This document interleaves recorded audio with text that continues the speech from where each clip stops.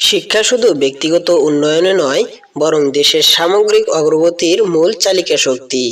প্রতিভাবান ও মেধাবী শিক্ষার্থীদের উৎসাহিত করতে এবং আর্থিক সহায়তা প্রদান করতে সরকার প্রতি বছর বিভিন্ন পর্যায়ে বৃত্তি দিয়ে থাকে।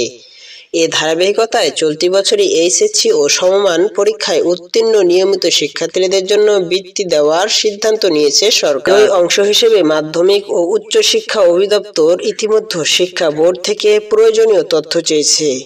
চলতি বছরের এইচএসসি ও সমমান পরীক্ষায় উত্তীর্ণদের জন্য রাজস্ব খাতভুক্ত মেধাবৃত্তি ও সাধারণ প্রক্রিয়া শুরু করেছে সরকার। এ লক্ষ্যে বৃহস্পতিবার 7 আগস্ট মাওসির পক্ষ থেকে সব শিক্ষা বোর্ডের চেয়ারম্যানের কাছে একটি চিঠি পাঠানো হয়েছে।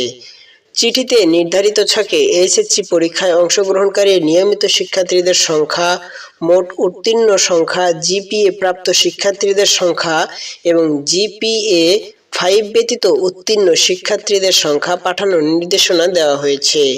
প্রতি বছর এইচএসসি পরীক্ষার ফলাফলের ভিত্তিতে 10,500 শিক্ষার্থীকে বৃত্তি প্রদান করে সরকার।